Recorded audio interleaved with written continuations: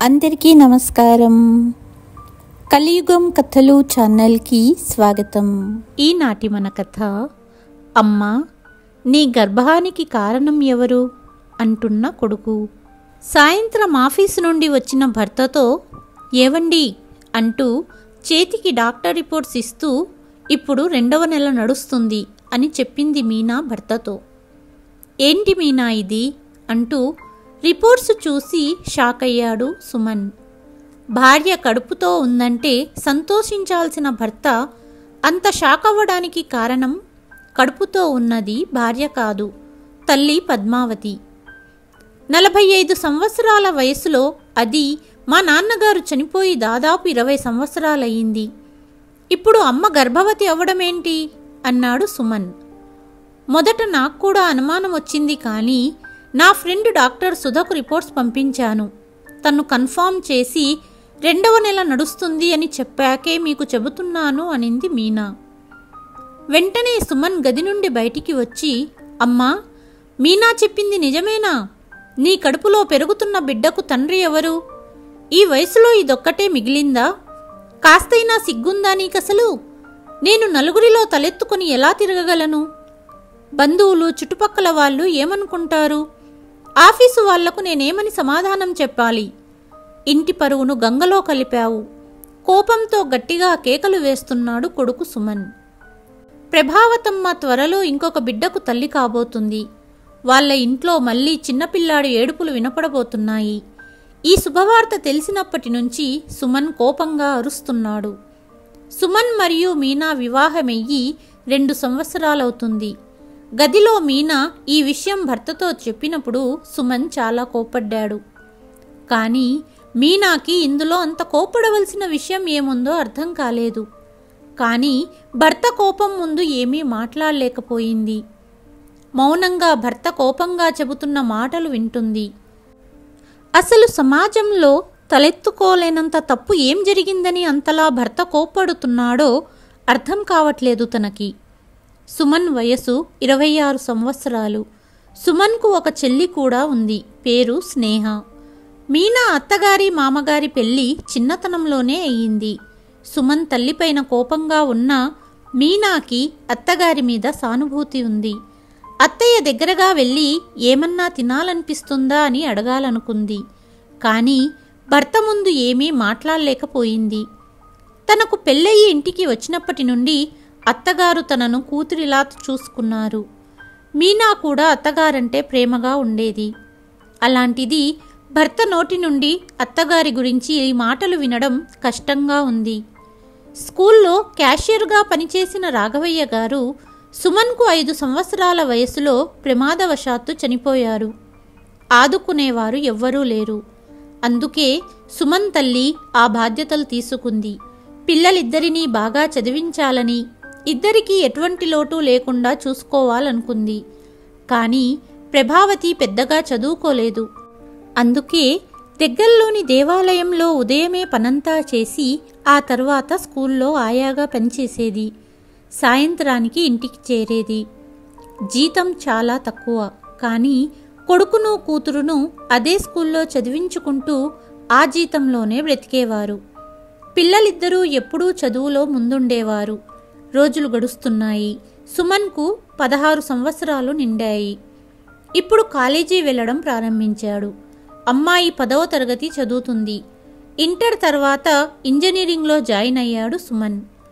ప్రభావతమ్మ మంచితనం వలన ఆవిడకు స్కూల్లో తెలిసిన టీచర్లు డబ్బు సహాయం చేశారు. సుమన్ ఇంజనీరింగ్ అయిపోయింది. ఉద్యోగంలో చేరాడు. కొడుకుకు ఉద్యోగం వచ్చిందని పెళ్లి చేసింది తల్లి. కోడలు మీనా. మీనాను కూతుర్లా చూసుకునేది ప్రభావతి. తల్లి తండ్రులకు ఒక్కగానొక్క కూతురు మీనా. తల్లి సంవత్సరం క్రితం చనిపోయింది. అందుకే ఒంటరిగా ఉన్న మీనా తండ్రి ప్రతీ నెల కూతురి ఇంటికి వచ్చి వారముండి వెళ్ళేవాడు. అన్నయ్య గారు, ఒక్కరే ఎలా ఉండగలరు? మీరు ఇక్కడే ఉండిపోండి అని చాలాసార్లు ప్రభావతి చెప్పింది. కానీ మీనా తండ్రి ఒప్పుకునేవారు కాదు. మీనా కూడా ఇంట్లో అందరితో బాగా కలిసిపోయింది. ప్రతిరోజు మీనా అత్తయ్యతో కలిసి టిఫిన్, భోజనం వండేది. అందరూ సంతోషంగా హాల్లో కూర్చొని తినేవారు. కానీ ఈరోజు ఇల్లంతా నిశ్శబ్ద వాతావరణం నెలకొంది. భర్తకు నచ్చజెప్పడానికి మీనా సుమన్ దగ్గరగా వెళ్ళింది. ఏవండి, ఒకసారి నా మాట వినండి. ఈ సమయంలో అత్తయ్య గారిని బాధ పెట్టకండి. ఆవిడతో మాట్లాడి అసలు విషయం తెలుసుకోండి అనింది. భార్య మాటలకు సుమన్ మొహం కోపంతో ఎర్రబడింది. ఎవరితో ఏమీ మాట్లాడాల్సిన అవసరం నాకు లేదు అన్నాడు కోపంగా. అలాగే నువ్వు నా భార్యవి కాబట్టి నేను చెప్పినట్టు నడుచుకో అన్నాడు. నేను సుమన్ భార్యనే, కానీ అత్తయ్య తరపున ఎందుకు మాట్లాడకూడదు అని భర్తతో చెప్పాలనుకుంది మీనా. కానీ భర్త కోపం ముందు ఏమీ మాట్లాడకుండా మౌనంగా ఉండిపోయింది. అత్తయ్య పైన కోప్పడే సమయం కాదు. ఒకసారి అత్తయ్య గారితో మాట్లాడదామంటూ భర్తను ఇంకోసారి అడిగింది. సరే అంటూ సుమన్ గది నుండి బయటికి వచ్చాడు. అప్పుడే మీనా స్నేహను పిలిచింది. నన్ను ఒంటరిగా వదిలేయి వదినా అనింది స్నేహ. ఎందుకంటే తల్లి గర్భం దాల్చిందని స్నేహ కూడా తల్లిపై కోపంగా ఉంది. కానీ చిన్నతనంలోనే తండ్రిని కోల్పోయిన ఇద్దరు పిల్లలను పెంచి ఇంత ప్రయోజకులను చేసిన తల్లి ఎలాంటి తప్పు చెయ్యదనే నమ్మకం ఇద్దరి మనస్సులో ఉంది. కానీ అసలు కారణం ఎవ్వరికీ అంతుబట్టడం లేదు. హాల్లో తలదించుకుని కూర్చుంది ప్రభావతమ్మ. ఎదురుగా సుమన్ కూర్చున్నాడు. తన పక్కనే మీనా నిలబడింది. అత్తయ్య ముఖాన్ని చూస్తుంటే మీనకు చాలా ఇబ్బందిగా ఉంది. అత్తయ్య మొహంలో కల తగ్గిపోయింది. కళ్ళ కింద నలుపుతనం ఎక్కువయ్యింది. పాపం, కొడుకు తిట్టాడని ఎక్కువగా ఏడ్చినట్టుగా ఉంది అనుకుంది మీనా. అంతలో, అమ్మా, ఇప్పటికైనా అసలు కారణం చెబుతావా లేదా అడిగాడు సుమన్. ఇన్ని సంవత్సరాలలో సుమన్ ఎప్పుడూ తల్లితో ఇలా మాట్లాడలేదు. ప్రస్తుతానికి నేనేమీ చెప్పలేను. నేను ఎలాంటి తప్పు చెయ్యలేదు అనింది తల్లి. ఏదన్నా చెప్పగలిగే పని చేశావా నువ్వు? ఇప్పుడు ఆఫీస్లో నా స్నేహితులకి నా ముఖం ఎలా చూయించాలి? నలుగురిలో తల ఎత్తుకోలేనంత పని చేశావు అన్నాడు సుమన్. భర్త మాటలు వింటూ మీనా కాసేపు భర్త వైపు చూస్తుంది, కాసేపు తన అత్తయ్య వైపు చూస్తుంది. నా వల్ల నీకు ఎలాంటి ఇబ్బంది ఉండదు. నేను ఎలాంటి తప్పు చెయ్యలేదు అనింది తల్లి. ఆఫీసు వెళితే స్నేహితులుంటారు. మీనా పుట్టింటి వాళ్ళుంటారు. స్నేహ స్నేహితులుంటారు. వాళ్ళందరికీ ఏమని సమాధానం చెప్పగలము?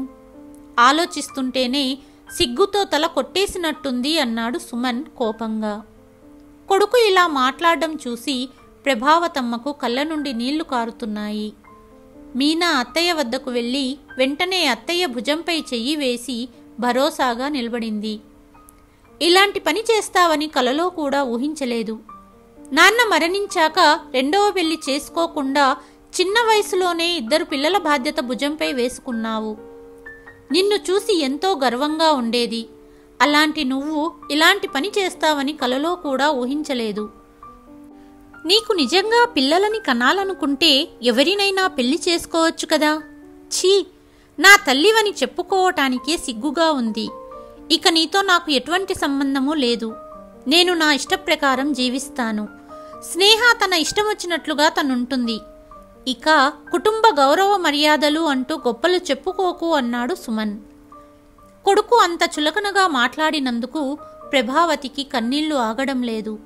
కాసేపటికి కన్నీళ్లను తుడుచుకుంటూ, అయితే సరే, నా వలన నువ్వు బాధపడనవసరం లేదు. నేను మా గ్రామానికి వెళ్ళిపోతాను అనింది తల్లి. ఇప్పుడు ఈ విషయం గ్రామంలో కూడా తెలియాలా? అంత అవసరం లేదు అంటూ సుమన్ గదికి వెళ్ళిపోయాడు. రోజులు గడుస్తున్నాయి.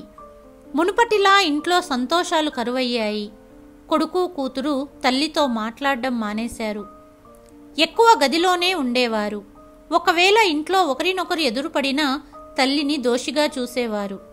ఈ పరిస్థితుల్లో ప్రభావతికి తోడుగా ఎవరన్నా ఉన్నారంటే అది కోడలు మీనా మాత్రమే. రోజూ అత్తయ్యను పనులు చెయ్యనిచ్చేది కాదు. అడిగి మరీ ఏదన్నా కావాలంటే వండి పెట్టేది. మునుపటిలా అత్తయ్య హుషారుగా ఉండలేకపోతున్నారని గమనించింది మీనా. అత్తయ్యను సంతోషంగా ఉండేటట్లు చూసుకునేది. కానీ సుమన్కు మీనా తల్లి సేవ చేయటం ఇష్టముండేది కాదు. అందుకే సుమన్ ఇంట్లో ఉన్నప్పుడు అత్తయ్య వద్దకు వెళ్ళేది కాదు మీనా. సుమన్కు తల్లి మీద అనుమానం, కోపం రోజురోజుకు పెరుగుతున్నాయి. అసలు అమ్మ కడుపులో బిడ్డకు తండ్రి ఎవరు?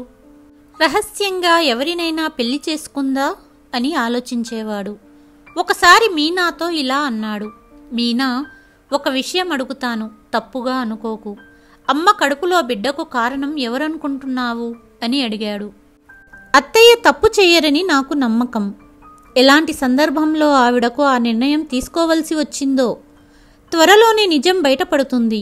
మీరు అత్తయ్య గురించి తప్పుగా ఆలోచించకండి అన్నది మీనా. అది కాదు మీనా, మా అమ్మ మీ నాన్న అంటూ ఆగిపోయాడు సుమన్. చీచీ, కళ్ళు పోతాయి. అత్తయ్య గారు దేవతండి. నిజంగా ఆవిడకు అలాంటి చెడు ఆలోచన ఉంటే మామయ్య గారు పోయినప్పుడే రెండో పెళ్లి చేసుకుంటుంది కదా. అత్తయ్య ఏదో సమస్యలో ఉందనిపిస్తోంది అన్నది మీనా. రోజులు గడుస్తూ గడుస్తూ 7 నెలలు పూర్తయ్యాయి. ఒకరోజు ప్రభావతి ఆరోగ్యం ఉన్నట్టుండి పాడయ్యింది. కాళ్ల వాపులు, వాంతుల కారణంగా ప్రభావతి చాలా నీరసంగా కనపడుతోంది. తల్లి ఇంత అనారోగ్యంగా ఉన్నా కొడుకు కూతుళ్ల మనసు అస్సలు కరగలేదు. ఒకరోజు మీనాకు తన తండ్రి ఫోన్ చేసి, మీనా, కొద్ది రోజులు నువ్వు అల్లుడుగారు మన ఇంటికి రండి అన్నాడు. అత్తయ్యను ఈ పరిస్థితిలో వదిలి ఎలా రాగలను అన్నది మీనా. నీ మతిపోయిందా ఏంటి? నీకంటూ ఒక జీవితం ఉందని మర్చిపోయావా? నువ్వు పిల్లలను కనాల్సిన సమయంలో అత్తయ్య పిల్లలను ఎత్తుకుంటావా అడిగాడు తండ్రి. నాన్న, నాకు పిల్లలు పుట్టలేదని ట్రీట్మెంట్ తీసుకుంటున్నాము. పదే పదే ఆ మాట మాట్లాడకు. దేవుడు కరుణించినప్పుడు పుడతారు. ఈరోజు నా అత్తగారికి నా అవసరం ఉంది. ఆవిడను వదిలి నేను ఎక్కడికి రాను అన్నది మీనా. ఎల్లప్పుడూ చుట్టుపక్కల ఉన్నవాళ్లు ప్రభావతిని ఎగతాళి చేసి మాట్లాడేవారు. ఒకసారి పక్కింటి ఆంటీ, ఏమ్మా మీనా, మీ అత్తయ్యకు ఈ వయసులో కాళ్ళవాపులేంటి? ఇంత వయసొచ్చాక ఇలాంటి పనులేంటి అన్నది నవ్వుతూ. మా అత్తయ్య ఎలాంటి తప్పు చెయ్యదని మాకు నమ్మకముంది. మీ సంసారాలు మీరు చూసుకోండి అని సమాధానమిచ్చి మీనా లోపలికి వెళ్ళిపోయింది. పద్మావతి గదిలో ఒంటరిగా పడుకుంటుంది. అందుకే రాత్రిళ్ళు లేచి మీనా అప్పుడప్పుడు అత్తయ్యను గమనిస్తూ ఉండేది. ఒకనాడు సాయంత్రం బయట వాతావరణం చల్లగా ఉంది. వర్షం కురుస్తుందేమో అన్నట్టుగా ఉంది. వేడివేడి పకోడీలు వండితే అత్తయ్య ఇష్టంగా తింటుంది అనుకుంది మీనా. ఇప్పుడు సుమన్ ఆఫీసు నుండి వచ్చే టైం అయ్యింది. సుమన్ కూడా ఇష్టంగా తింటాడు. అది కాక ఇలా ఇంట్లో ఎవరికి వారే ఉండడం బాగోలేదు. అందుకే ఇవాళ అందరినీ ఒకేసారి భోజనానికి పిలిచి తల్లితో పాటు సుమన్ స్నేహలను మాట్లాడేట్టు చెయ్యాలనుకుంది మీనా. ఇదంతా ఆలోచిస్తున్న మీనకు అత్తయ్య అరుపులు వినపడ్డాయి. అమ్మా మీనా, ఒకసారి గదిలోకి రావా అంటూ అత్తగారి కేకలు వినపడ్డాయి మీనకు. అత్తయ్యా అనుకుంటూ మీనా పరిగెత్తుతూ పద్మావతి గదిలోకి వెళ్ళింది. మంచంపై పద్మావతి కడుపు నొప్పి అంటూ కేకలు పెడుతోంది. గట్టిగా దేవుణ్ణి తలుచుకుంటుంది. ఒళ్ళంతా చెమటలు పట్టేశాయి ఆవిడకు. అత్తయ్యను ఆ పరిస్థితుల్లో చూసిన మీనకు భయంతో కాళ్ళు చేతులు వణుకుతున్నాయి. ఇప్పుడేం చెయ్యాలో తనకు అర్థం కావడం లేదు. ఇలాంటి సంఘటనలు తను ఎప్పుడూ చూడలేదు. అత్తయ్య వద్దకు వెళ్ళి చెయ్యి పట్టుకొని, చాలా నొప్పిగా ఉందా అత్తయ్య అని అడిగింది. మిమ్మల్ని ఇప్పుడే హాస్పిటల్ తీసుకువెళ్తాము. భయపడకండి అత్తయ్య, భగవంతుణ్ణి తలుచుకోండి అన్నది మీనా. వెంటనే మీనా సుమన్కు ఫోన్ చేసింది. చాలాసార్లు ఫోన్ చేసినా సుమన్ ఫోన్ లిఫ్ట్ చేయలేదు. భయపడిన మీనా స్నేహను పిలిచింది. స్నేహ, తొందరగా బయటికి రా, అత్తయ్య ఆరోగ్యం బాగాలేదు అంటూ పిలిచింది. ఈ మాట వినగానే స్నేహ భయంతో బయటికి వచ్చింది.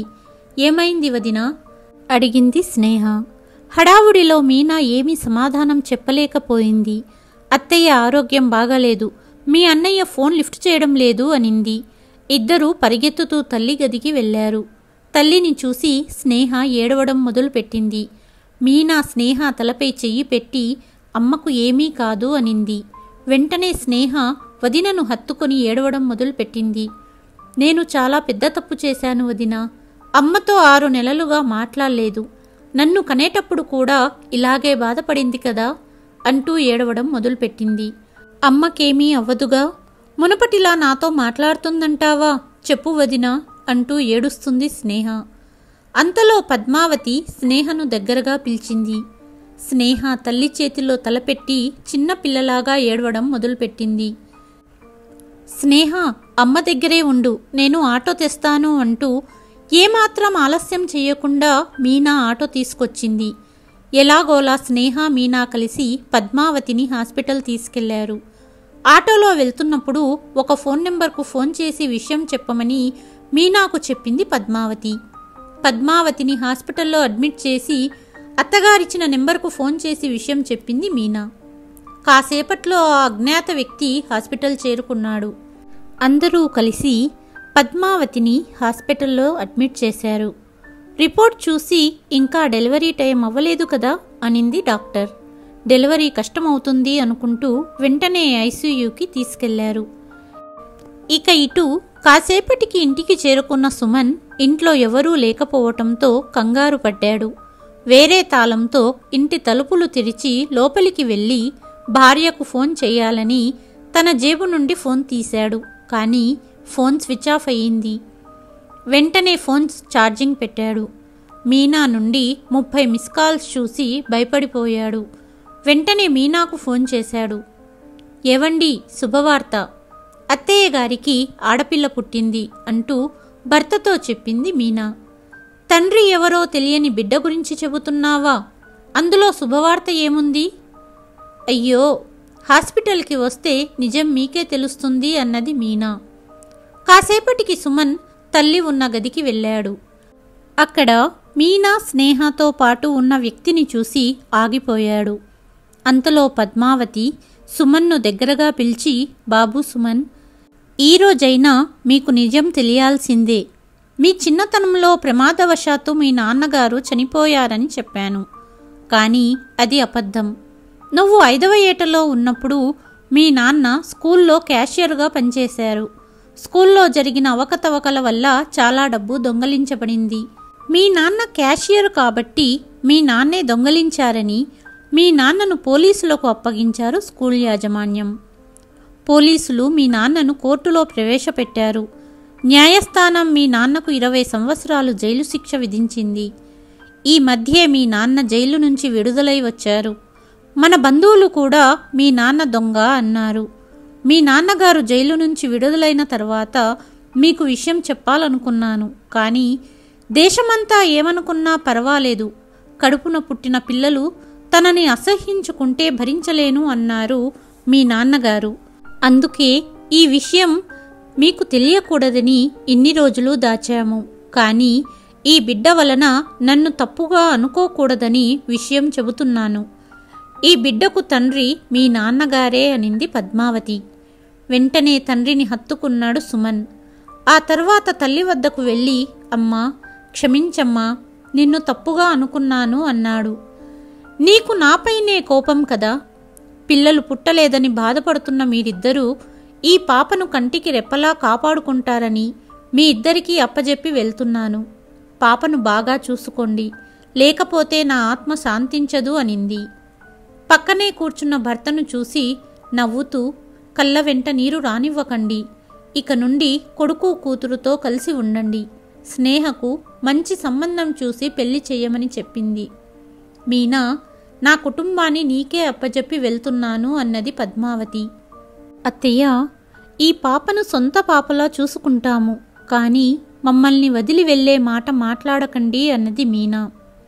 అంతలోనే తల్లి చలనం లేదని గ్రహించిన సుమన్ పరిగెత్తుతూ వెళ్లి డాక్టర్ని తీసుకువచ్చాడు. పద్మావతిని పరీక్షించిన డాక్టర్, పద్మావతి ఇక లేదు అన్నారు.